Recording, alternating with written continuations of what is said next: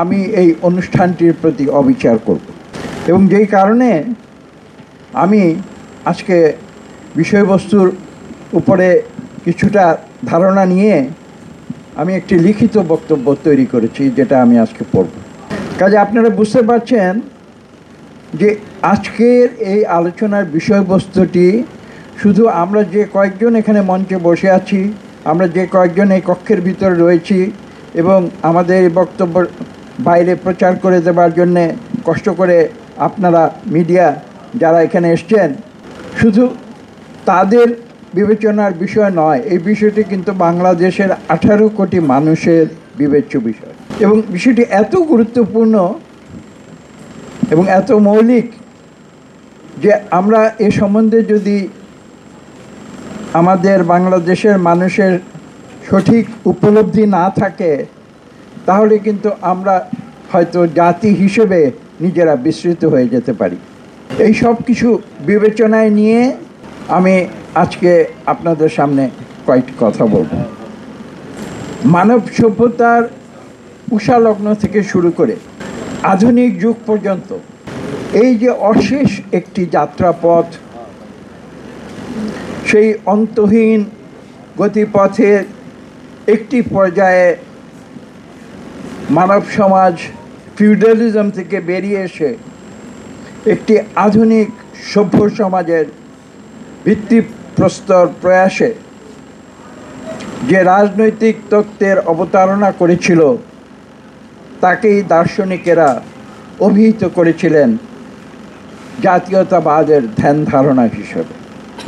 তাই আপনারা বুঝতে পারছেন যে এই জাতীয়তাবাদের ধারণা কিন্তু মানব সভ্যতার শুরু থেকে ছিল না।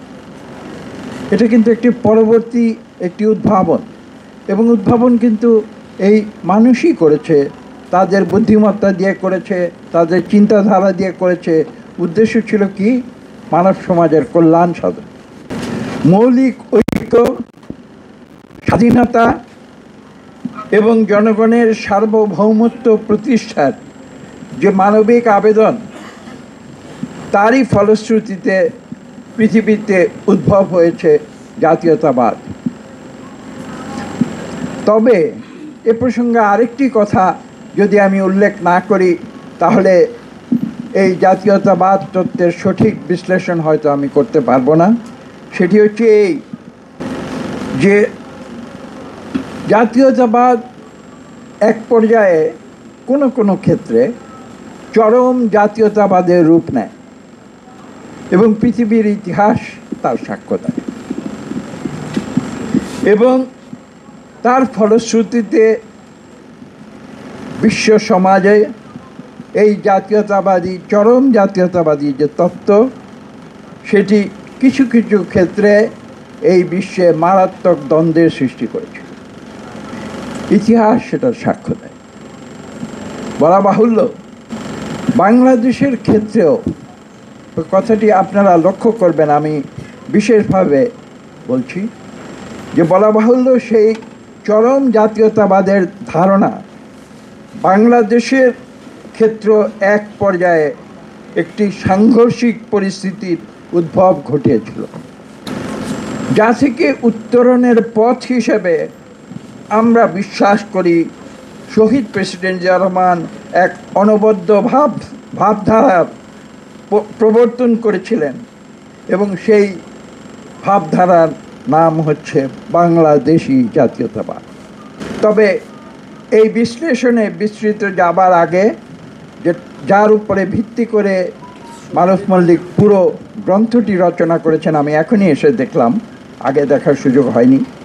সেই বিশ্লেষণে যাবার আগে আমি জাতীয়তাবাদের রাজনৈতিক যে ধারণাটির উদ্ভব, তার প্রসার এবং তার বিবর্তনের ইতিহাসটির একটি সংক্ষিপ্ত পর্যালোচনা এখানে করতে চাই, এবং বিশ্বাস করি সেটা আজকে অবান্তর হবে না।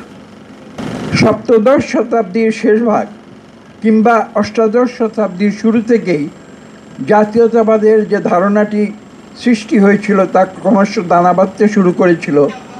সেটা সামনের দিকে ক্রমশ এগিয়ে যেতে শুরু করে, এবং তার একটি স্পষ্ট বহিঃপ্রকাশ হয়, এটা সত্যিকারভাবে বলতে গেলে